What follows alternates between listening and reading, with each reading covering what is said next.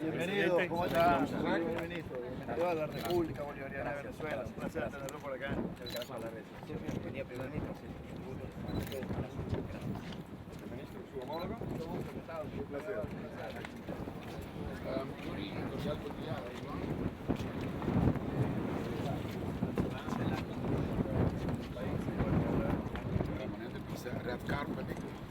Red Carpet ayuda a Vicente en el aeropuerto.